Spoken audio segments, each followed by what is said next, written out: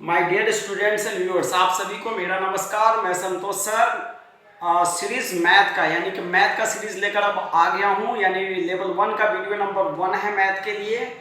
तो आज हम इसमें बहुत कुछ सीखने वाले हैं। मैथ का इंट्रोडक्शन, यानी सबसे पहले आप लोगों को मैथ में डर लगता है, लेकिन उस डर को हम बाहर निकालने के लिए, यानी कि बच्चे कहते हैं कि मेरी आत्मा तुम्हें हमेशा सताएगी। मैथ का उच्चारण देते हैं मेरी आत्मा तुम्हें हमेशा सताएगी, लेकिन मेरा नाम है संतोष सर और मैं मेरी आत्मा कहती है, यानी मेरी आत्मा तुम्हें हमेशा मैथ में संतुष्टि दिलाएगी। तो चलो आज हम मैथ की बात करते हैं और मैथ का इंट्रोडक्शन के बारे में। सबसे पहले हम नंबर सिस्टम के बारे में बात करेंगे।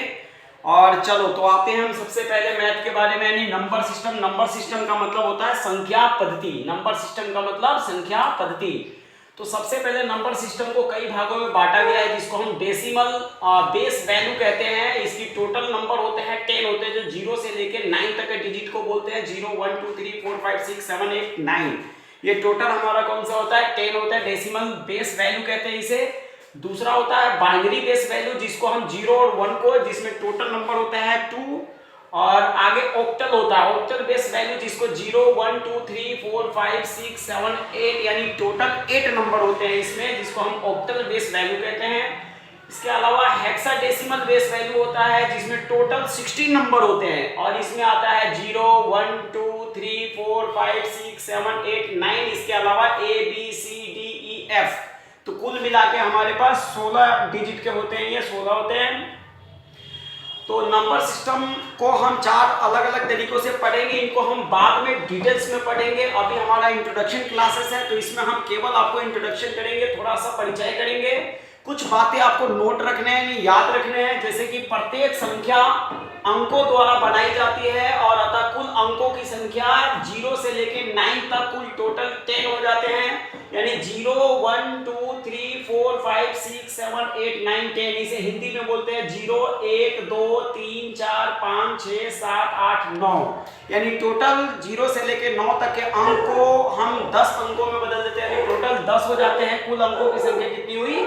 10, जिसमें सबसे छोटी मूल्य वाली यानी वैल्यूएबल होता है वो 1 होता है, जिसको 1 कहते हैं, तथा बड़ी संख्या 9 होती है, जिसको हम लार्जेस्ट नंबर यानी 9 होता है वो सिंगल डिजिट में यानी 1 अंकों में।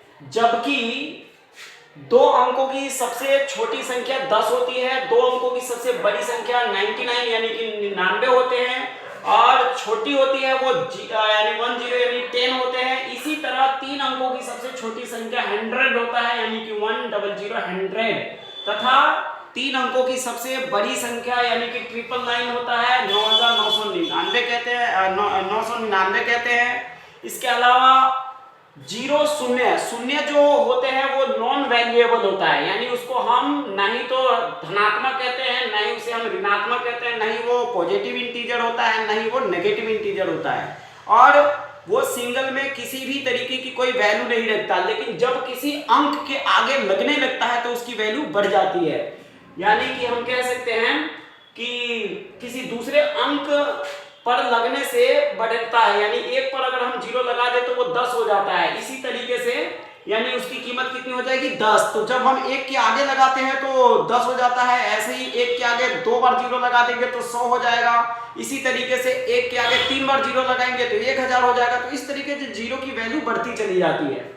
ठीक है, तो आगे हम बात करते हैं इसी तरह से 100 1000 10000 कीमत बढ़ता ही जाएगा। तो अभी आपने देखा कि 0 की वैल्यू कैसे बढ़ती है, 1 अंकों की संख्या, 2 अंकों की संख्या, ये सब आपने अभी तक पढ़ लिया। अब हम बात करेंगे संख्याओं को 3 विधियों से लिखा जाता है। जो संख्या होती है उसको 3 विधियों से लिखा जाता है। एक भारतीय गणना प्रणाली कहते हैं, इसे हम हिंदी अरबी भी कहा जाता है, यानी कि भारतीय गणना प्रणाली को हिंदी अरबी भाषा में भी कहते हैं।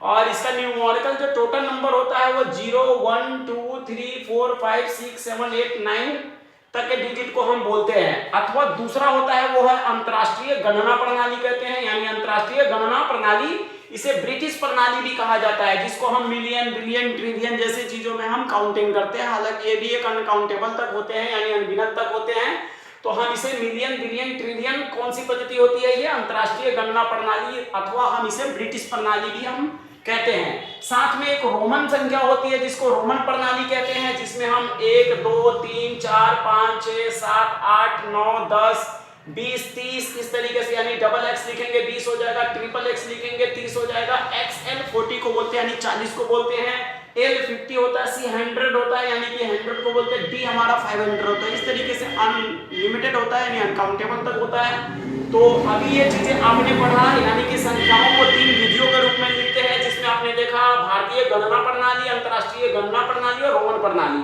तो ये आपका क्लियर हो जाता है। आगे हम बात करते हैं कि नंबर ऑफ वैल्यू, यानी नंबरों की कुछ वैल्यू होती है, जैसे कि फेस वैल्यू कहते हैं। फेस वैल्यू हमारा होता है अंकित यानी कि जातीय मान, उस मान को कहते हैं जिस अंकों की जितनी कीमत होती है। जैसे 1 रुपए की नोट 1 रुपए ही माना जाएगा, 2 रुपए के सिक्का 2 रुपए ही माना जाएगा, 10 रुपए का नोट आपको 10 रुपए ही माना जाएगा, 20 का 20 माना जाएगा, 50 का 50, 100 का 100 और आपके 200 का नोट 200 रुपए का ही वैल्यू होगा। इसी तरीके से 500 का नोट का 500 रुपए का वैल्यू होगा। तो इसको हम क्या बोलेंगे, फेस वैल्यू, यानी जितनी अंक है उतना ही उसकी मान अथवा वैल्यू होगी, उसको हम बोलते हैं फेस वैल्यू।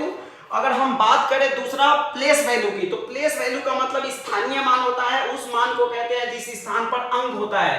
जैसे कि अंकों की मान होता है ना, हम पढ़ते हैं जैसे कि इकाई, दहाई, सैकड़ा, हजार, 10,000, लाख, 10 लाख करोड़, 10 करोड़ अरब, 10 अरब खरब, 10 खरब नील, 10 नील पदम, 10 पदम संघ, 10 संघ महासंघ। इस तरीके से हमारे भारतीय यानी कि भारतीय गणना प्रणाली के द्वारा इसे हम गिनती करते हैं, इसका स्थान देखते हैं, यानी सिटिंग प्लेस देखते हैं कि कौन से स्थान पे कौन सा अंक आता है। जैसे आप देखो तो 0 है हमारा इकाई के, इकाई हम राइट से इसकी जो इकाई की गिनती करते हैं वो यानी कि दायां हाथ से हम करेंगे, अथवा हम इसको राइट साइड से हम गिनती करें। जैसे इकाई, दहाई, सैकड़ा, हजार, 10,000, लाख, 10 लाख करोड़, 10 करोड़ अरब, 10 अरब खरब, 10 खरब नील, 10 नील पदम, 10 पदम संघ, 10 संघ महासंघ।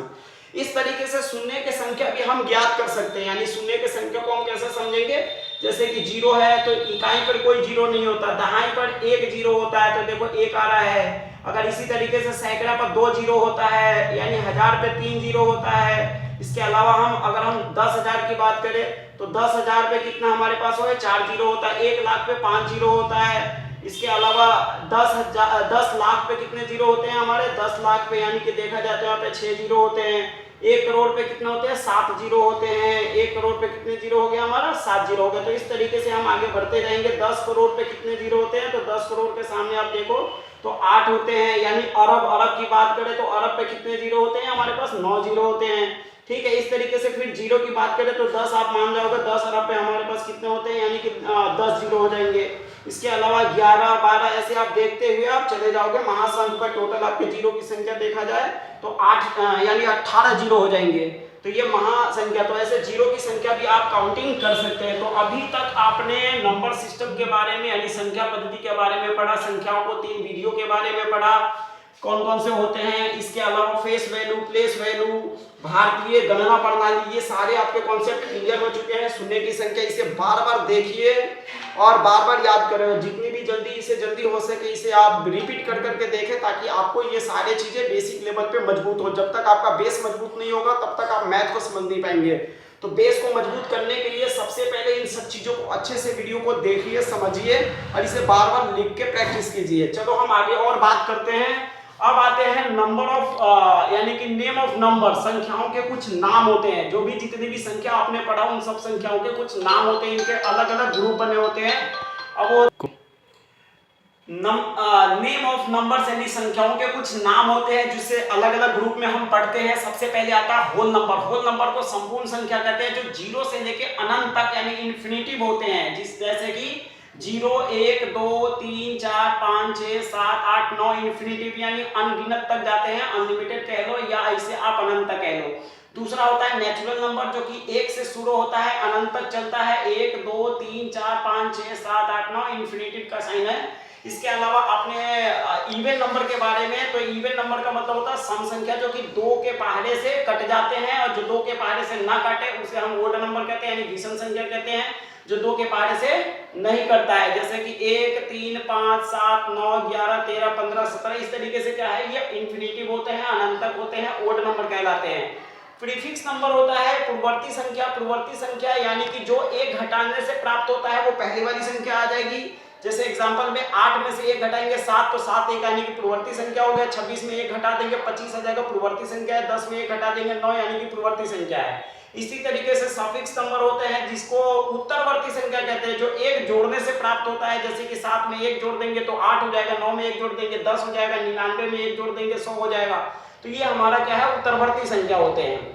इसके अलावा कॉन्सेक्टिव नंबर या सीक्वेंस ऑर्डर या इन ऑर्डर कहते हैं, जिसको क्रमांगत संख्या, जैसे 1 2 3 4 बढ़ते हुए क्रम में होता है, उसको हम क्या बोलते हैं, क्रमांगत संख्या अथवा सीक्वेंस यानी कॉन्सेक्टिव नंबर के रूप में हम देखते हैं। इसके अलावा असेंडिंग ऑर्डर होता है, असेंडिंग नंबर या असेंडिंग ऑर्डर आरोही क्रम में यानी बढ़ते हुए क्रम में 1 से लेके ऊपर तक के जीने की तरफ बढ़ते हैं ना, 1 2 3 4 5 6 7 यानी बढ़ते क्रम में होता है, उसको हम बोलते हैं असेंडिंग ऑर्डर। एक होता है डिसेंडिंग ऑर्डर जो कि घटते क्रम में होता है, अवरोही क्रम कहते हैं, बड़े से छोटे की ओर बढ़ते हैं, यानी बड़े संख्या से छोटे, जैसे 9 8 7 6 5 4 3 2 1, इस तरीके से हमारे पास क्या है, घटते हुए क्रम में आता है। रेशनल नंबर परिमेय संख्या जो कि पी क्यू के रूप में लिखा जाता है, जहां क्यू नॉट इक्वल 0, इसलिए क्योंकि अगर हम क्यू 0 रख देंगे तो वैल्यू उसका 0 हो जाएगा।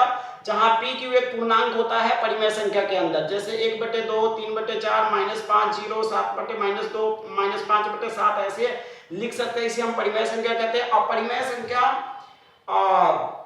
इसके अलावा हमारे पास फ्रैक्शन नंबर की अगर हम बात करें तो रेशनल नंबर की तरह ही फ्रैक्शन होता है, लेकिन दोनों में कुछ अंतर होते हैं। केवल धनात्मक पूर्णांक संख्या में ही फ्रैक्शन को लिखा जाता है, नहीं भिन्न संख्या को, जबकि परिमेय संख्या धनात्मक और ऋणात्मक दोनों में ही हम लिख सकते हैं। तो ये दोनों के बीच में थोड़े से अंतर होते हैं परिमेय संख्या और भिन्न संख्या के अंदर। अथवा भिन्न संख्या को हम मिश्रित भिन्न के रूप में भी देख सकते हैं, जैसे कि 2 पूर्णांक 1/3 3 पूर्णांक 1/5 आदि इस तरीके से लिखा जाता है, उसको हम मिक्स फ्रैक्शन के बारे में हम मिक्स फ्रैक्शन कहते हैं।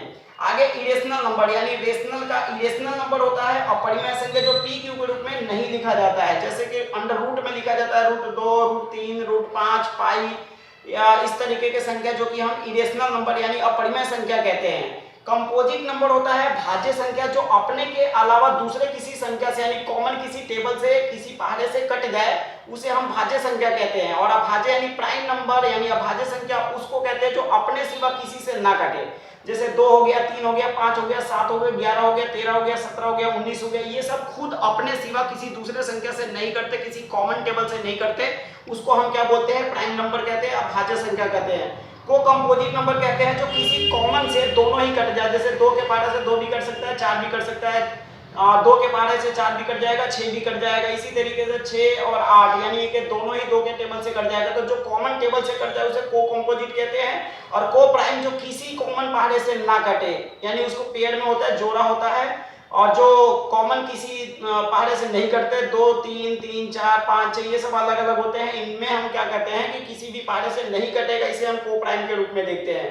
इंटीजर इंटीजर 2 तरीके का होता है, नेगेटिव इंटीजर होता है जो कि माइनस के रूप में होता है, जैसे कि आपने देखा -1 -2 -3 -4 -5, इसी तरीके से पॉजिटिव इंटीजर होता है 1 2 3 4 5, इस तरीके से नंबर लाइन के ऊपर यानी संख्या रेखा पर हम इसको दर्शा सकते हैं इंटीजर को नेगेटिव और पॉजिटिव के रूप में। तो 2 तरीके का इंटीजर होता है, इसको हम जेड प्रतीक से दर्शाते हैं। कॉम्प्लेक्स या इमेजिनरी नंबर होता है जो कि आई फॉर इसका सिंबल होता है, आई से दर्शाते हैं, अंडर √-1 -2i, और इसे एक तरीके से हम क्या बोलते हैं, कॉम्प्लेक्स या इमेजिनरी नंबर के रूप में हम देखते हैं। और रियल नंबर उन सभी नंबरों को कहते हैं, चाहे वो नेगेटिव हो पॉजिटिव हो, या जितने भी अब तक आपने सारे नंबर पढ़े हैं वो सारे हमारे क्या है, रियल नंबर होते हैं, वास्तविक नंबर होते हैं। इन्हीं वास्तविक नंबर के साथ हम पढ़ते हैं। और कुछ नंबरों के जैसे आपने होल नंबर पढ़ा, उसको जो सिंबल होता है यानी प्रतीक होता है दर्शाते हैं, वो W से दर्शाते हैं, नेचुरल नंबर को N से दर्शाते हैं, इवन नंबर को E से दर्शाते हैं, ऑड नंबर को O से।